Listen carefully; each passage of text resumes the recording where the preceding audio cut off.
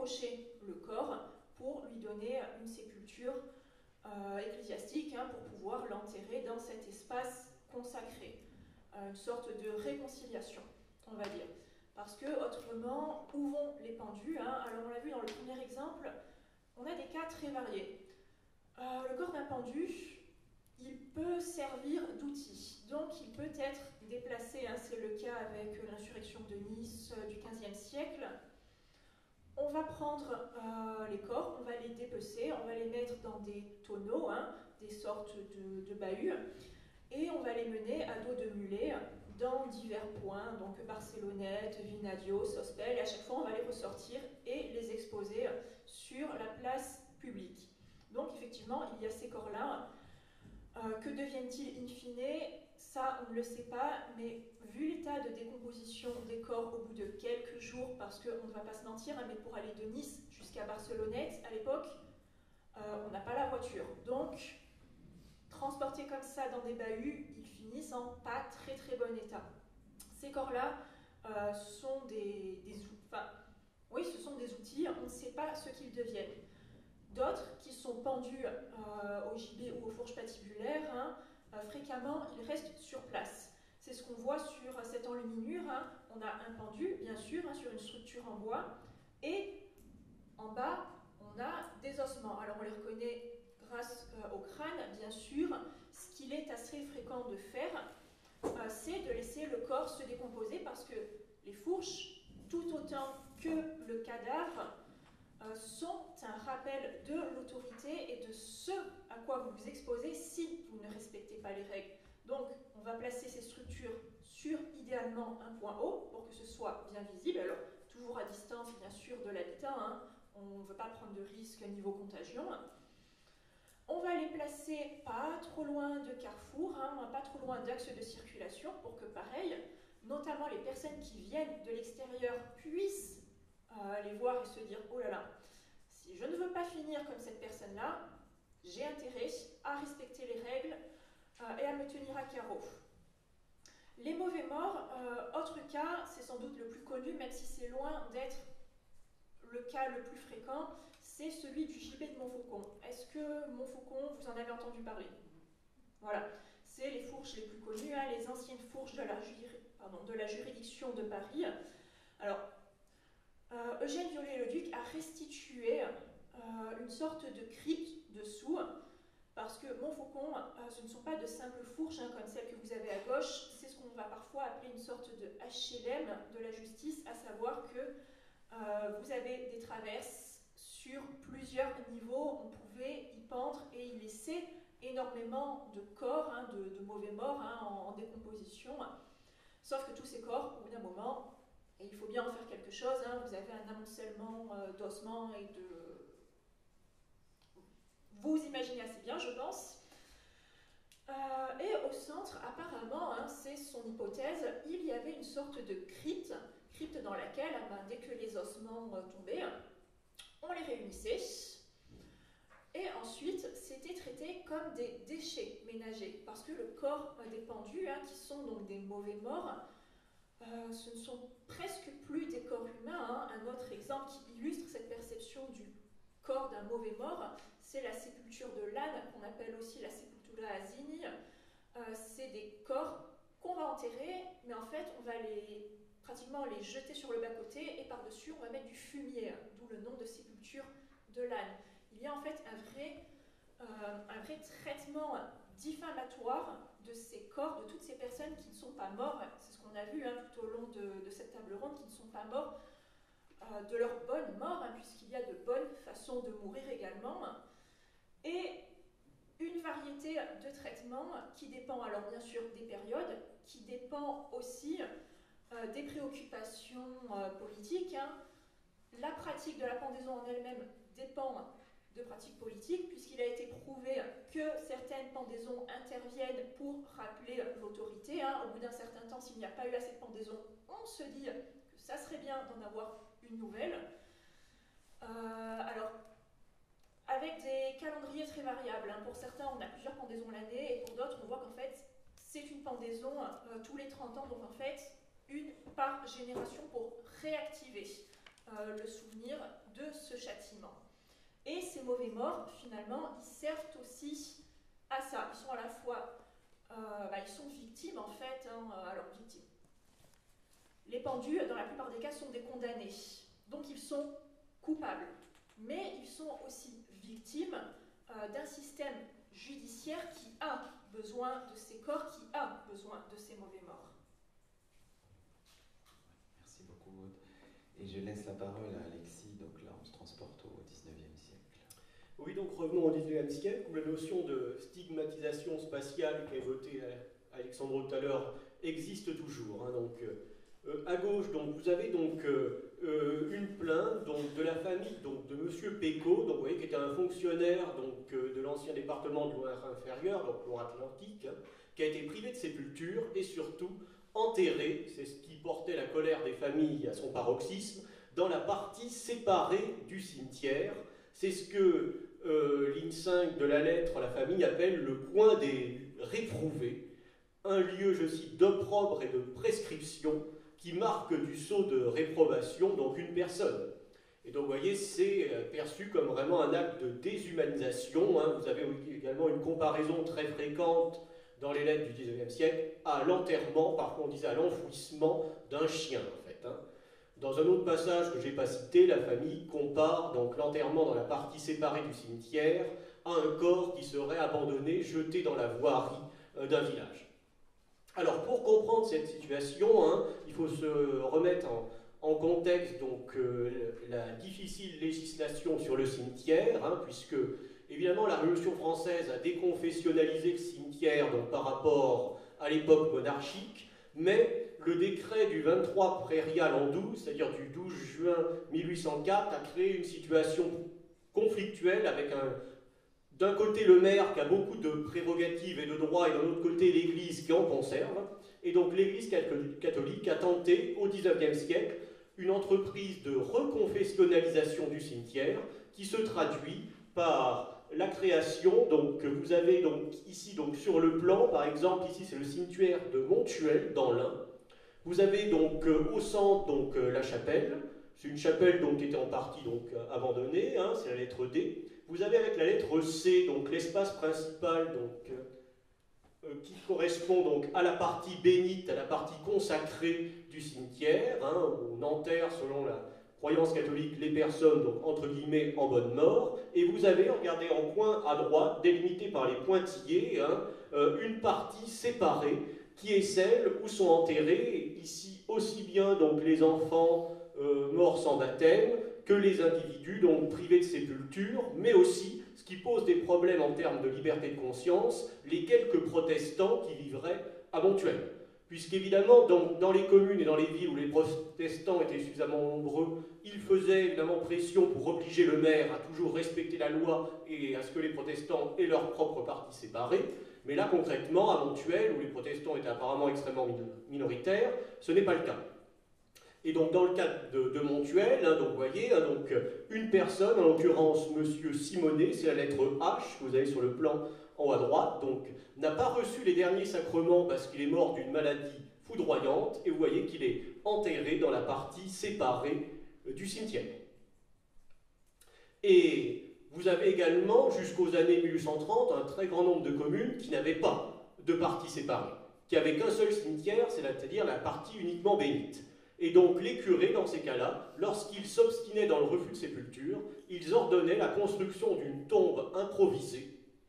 Par exemple, j'ai relevé le cas en 1807 à Villeneuve-l'Archevêque, c'est dans l'Aube, près de Troyes, un juge de paix divorcé, donc privé de sépulture pour cette raison, est enterré dans une tombe improvisée construite à proximité d'une bouche d'égout, délibérément choisie donc par le prêtre, voilà. Un prêtre qui ne sera évidemment pas en odeur de sainteté donc dans la paroisse après un tel acte que l'adjoint au maire a fait cesser, mais qui évidemment a causé des troubles. Le problème, c'est que la souffrance des familles ne s'arrête pas également à cet enterrement, et certaines familles, pour rejoindre ce que disait tout à l'heure Édouard, vont tenter de remettre le marginal au centre, c'est-à-dire vont faire exhumer le corps enterré dans la partie non bénite du cimetière pour le replacer dans la partie consacrée, très souvent avec le soutien du maire, même si le maire ici agit en toute illégalité au regard du droit, Mais à contrario, il y a également des situations où des curés ont fait exhumer des corps enterrés dans la partie bénite pour les réenterrer dans la partie non consacrée. Et donc évidemment, tout ceci était la manifestation d'une conflictuosité qui était très forte, au moins jusqu'aux années 1850-1860. Est-ce que tu peux remontrer le graphique précédent?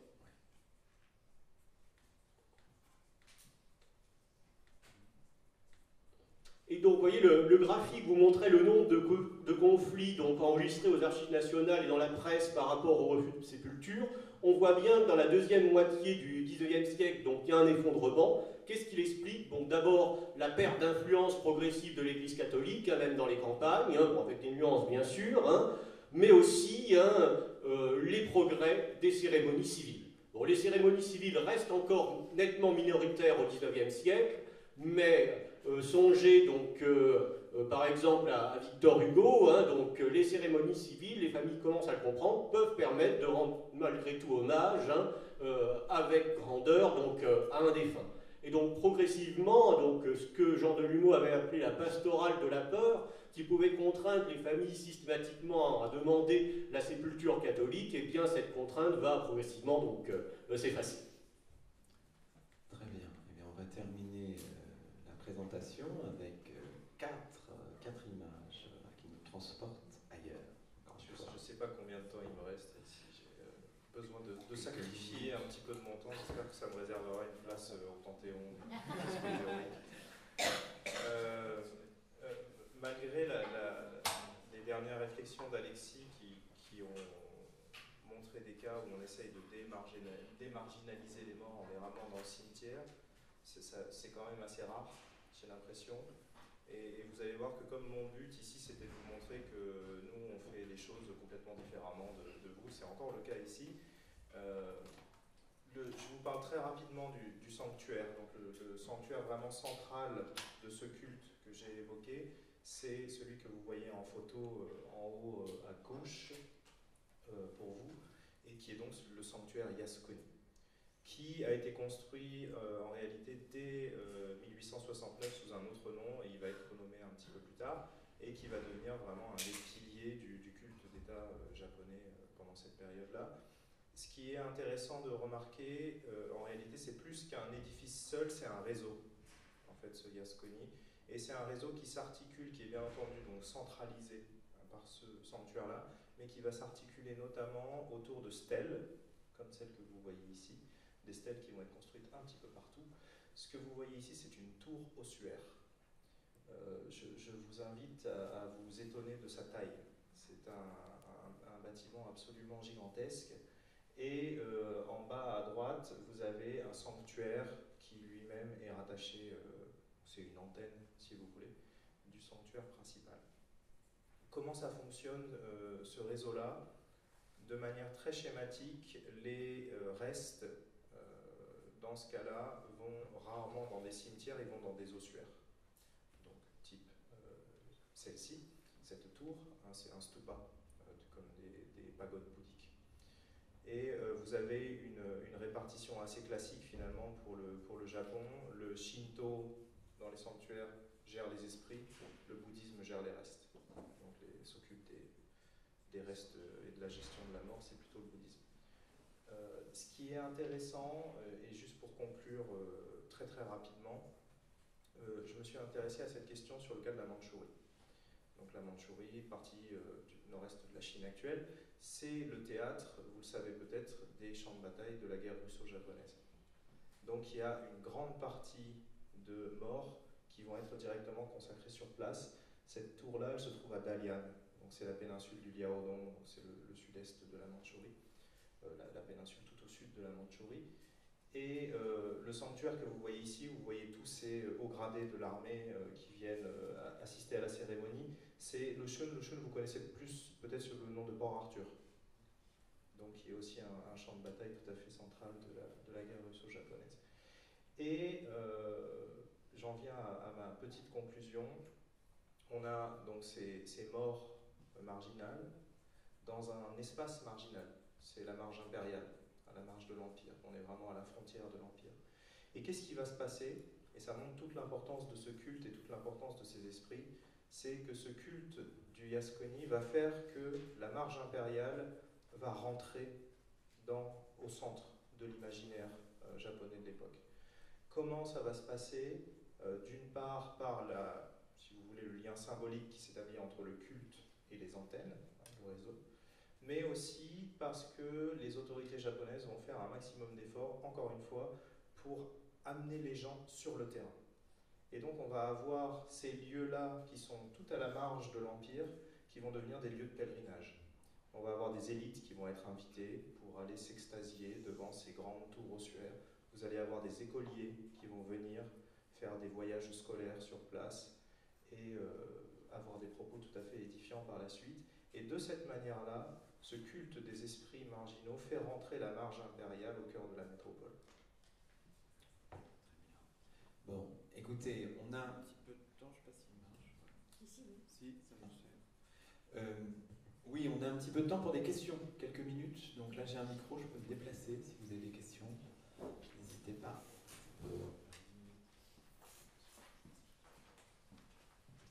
En fait, c'est pour réinsister un petit peu, même si ça a été abordé, sur la réception, c'est-à-dire que là, on parle des morts un peu diffamées, vous avez parlé de ce que font les familles dans certains cas pour réparer une place. Est-ce que vous pourriez un petit peu développer en termes de cohésion sociale dans les villages, comment on fait avec ces morts mal enterrés, voilà, mal nourris? Je vais commencer. Aude? Allez, sur le Moyen-Âge, en effet, alors, niveau cohésion sociale, effectivement, le mauvais mort, c'est celui qui rompt la cohésion sociale, et c'est en cela que sa condamnation est essentielle. Elle vise aussi à rétablir cette cohésion, et il y a d'ailleurs toute une sorte de, comment on pourrait appeler ça, une sorte de mise en scène de la mort, puisque toute la population, normalement, se rend à l'exécution. Et c'est par ces cérémonies, on va dire, cérémonies macabres, qu'elles soient précédées ou pas d'actes de torture. À l'époque, on n'appellera pas ça comme ça, mais ça peut être main coupée, écartèlement, ce genre de choses. Et c'est par cet acte-là, vraiment d'exécution, qu'on entend rétablir le lien social que l'individu, par son crime, est venu perturber.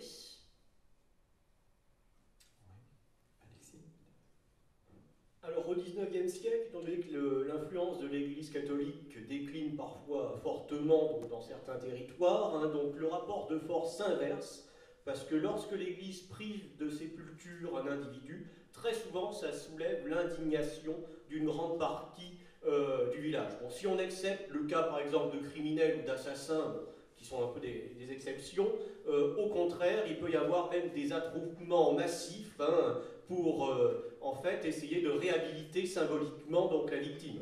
Par exemple, imaginez qu'au début des années 1830, à Carcassonne, il y a un refus de sépulture, la ville a à peu près 20 000 habitants, et le commissaire de police explique qu'il y a au moins 4 000 ou 5 000 personnes dans les rues à protester devant le presbytère, etc., à faire une sorte de charivari, etc., pour obliger donc le curé à revenir sur sa décision.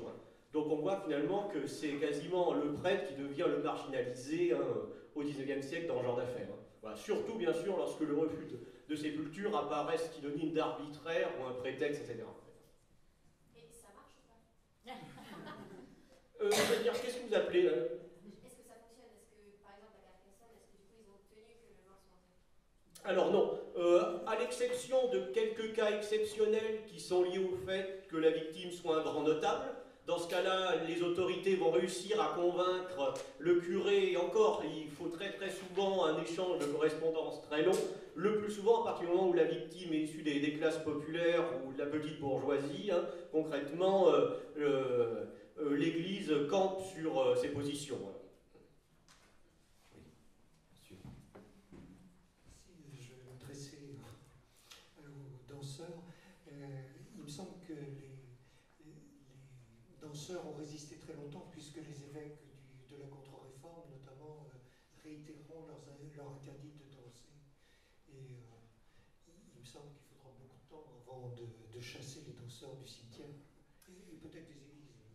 Oui, effectivement, si on regarde de manière un peu plus, comment dire, en dézoomant, on voit que la condamnation des danses devient véritablement plus forte et plus encore présente quand il y a exactement la réforme protestante et la réponse après de l'Église catholique. Et effectivement, à cette époque-là, on essaie un peu d'être un peu plus strict. C'est aussi peut-être aussi lié à une façon de voir les choses au sein de l'Église et aussi d'être un peu plus strict, et ça peut être lié à cela. Et c'est vrai que c'est pas quelque chose qui peut-être ça a été effacé du jour au lendemain et que ça demandait beaucoup plus de temps. Après, je ne suis pas spécialiste pour l'époque moderne, mais sinon, il y a les études d'Alessandro Arcangeli qui sont publiées aussi en anglais et qui a étudié notamment la période prémoderne et moderne concernant voilà, les condamnations et pas que de la danse par l'Église. Oui. Je rebondis parce que c'est vrai que Charles Borromée, en effet, a consacré un traité entier contre les danses à cette époque. Oui. Et pensons que Jean Calvin, enfin, je veux dire, le rapport de Jean Calvin à la danse, c'est difficile. Est-ce qu'il y a d'autres questions, madame? Je voulais poser une question justement aussi par rapport à la danse. Dans l'Antiquité, les danseuses, même peut-être les danseurs, étaient là pour le culte des dieux. Comment est-ce qu'on en est arrivé là en fait? Parce que bon, quelques siècles plus tard, la danse, c'est le contraire. Oui, effectivement. Là, je vous ai montré aujourd'hui qu'est la condamnation, mais il n'y a pas que la condamnation au Moyen-Âge concernant les danses. Il faut savoir qu'il y a une différence de l'approche du corps et de ses mouvements entre l'Antiquité et après au Moyen-Âge. Et je pense que s'il faut faire une espèce de comparaison, voilà, on peut essayer de comprendre à partir vraiment du contexte et de la façon dont les corps il est conçu, mais aussi perçu, ressenti. Et je pense que c'est ça qui fait aussi la différence.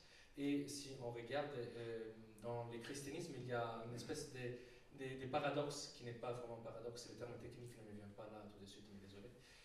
Mais je pense que vous allez me comprendre. Le christianisme valorise les corps, puisqu'il y a l'incarnation, il y a la résurrection des corps, et le salut passe par les corps. C'est simplement pour cela qu'il faut aussi se rendre à l'église. Sinon,